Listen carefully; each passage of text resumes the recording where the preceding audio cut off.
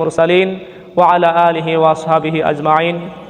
দূরের ও কাছের, দেশের ও প্রবাসের যে যেখান থেকে আমার ভিডিও দেখছেন সকলকে আন্তরিক সালাম। আসসালামু আলাইকুম ওয়া রাহমাতুল্লাহি ওয়া বারাকাতুহু। সম্মানিত বন্ধুরা, আমি আজকে আপনাদের সম্মুখে যে বিষয়টি নিয়ে আলোচনা করব সেটি হচ্ছে পেয়ারা নবী রাসূল পাক সাল্লাল্লাহু আলাইহি ওয়াসাল্লামের রওজা মুবারক জিয়ারতের ফজিলত ও গুরুত্ব সম্পর্কে।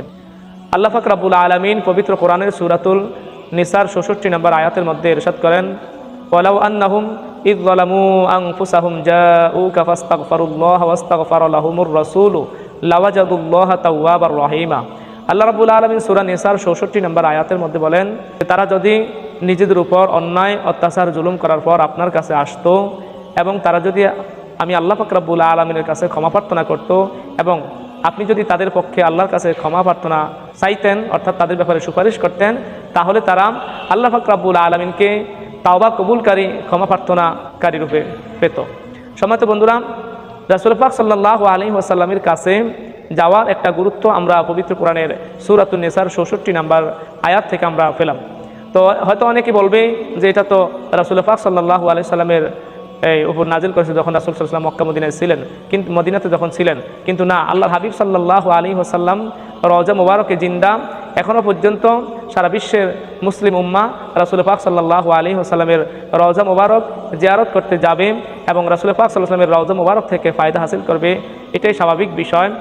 আল্লাহর হাবিব সাল্লাল্লাহু আলাইহি ওয়াসাল্লাম তিনি তার মসজিদে নববীর ব্যাপারে তিনি সুন্দর একখানা হাদিস উল্লেখ করলেন, যেমন মারফু সনদে হযরত আবু হুরায়রা রাদিয়াল্লাহু তাআলা থেকে যে হাদিসটি বর্ণিত, এই হাদিসটি বুখারী শরীফের 1133 নম্বর এবং মুসলিম শরীফের 1394 নম্বরের মধ্যে রয়েছে, মুসনাদ আহমদের 7481 নম্বর, তিরমিজি শরীফের 325 নম্বরে এবং নাসাই শরীফের 2899 নম্বরের মধ্যে হাদিস শরীফের মধ্যে রয়েছে।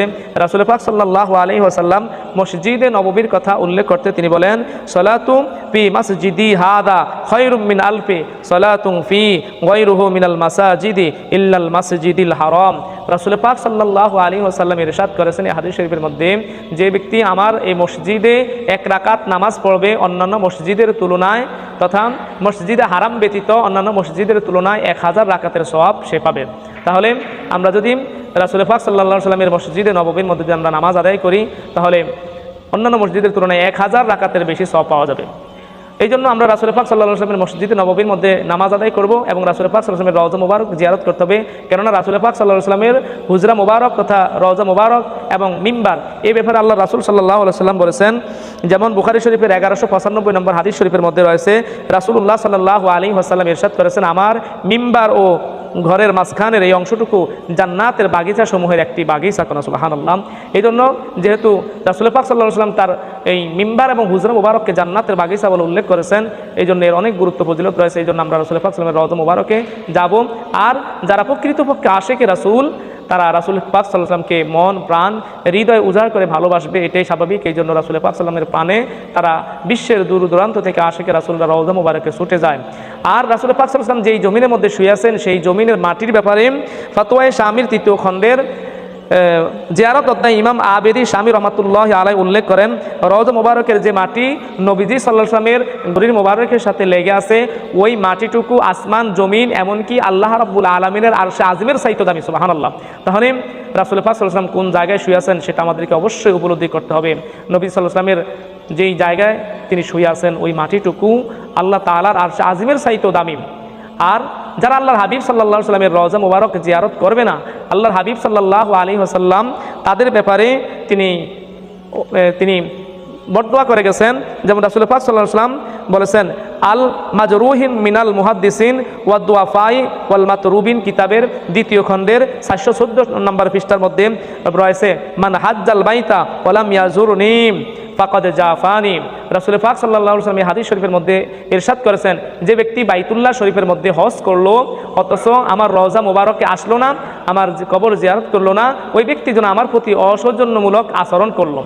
সুতরাং আমরা রাসূল পাক সাল্লাল্লাহু আলাইহি ওয়াসাল্লামের রওজা মুবারকে যেতে হবে। আর যারা রাসূল পাক সাল্লাল্লাহু আলাইহি ওয়াসাল্লামের রওজা মুবারকে যাবে তাদের ব্যাপারে আল্লাহর হাবিব সাল্লাল্লাহু আলাইহি ওয়াসাল্লাম সুন্দর একখানা কথা বলেছেন, যেমন আল উকাইলি আদ-দুআফাউ কিতাবের চতুর্থ খণ্ডের 1321 পৃষ্ঠা, চতুর্থ খণ্ডের 1321 নম্বর, আর দারাকুতনি সুনান দ্বিতীয় খণ্ডের 278, আল বাইহাকি জামি শুআবুল লিল ঈমানের 3862 নম্বর হাদিস শরীফের মধ্যে রয়েছে আন ইবনে উমর রাদিয়াল্লাহু তাআলা ক্বাল রাসূলুল্লাহ সাল্লাল্লাহু আলাইহি ওয়াসাল্লাম মান যারা কবরি ওয়াজাবাত লাহু শাফাআতি। রাসূল পাক সাল্লাল্লাহু আলাইহি ওয়াসাল্লাম ইরশাদ করেছেন, যেই ব্যক্তি আমার রওজা মুবারক তথা আমার কবর শরীফ জিয়ারত করলো, ওই ব্যক্তির জন্য আমার শাফাত অবধারিত হলো, অর্থাৎ ওই ব্যক্তির জন্য কাল কিয়ামতের ময়দানে আমি নবী শাফাত করব। সুতরাং রাসূল পাক সাল্লাল্লাহু আলাইহি ওয়াসাল্লামের রওজা মুবারক জিয়ারতের অনেক গুরুত্ব ফজিলত রয়েছে।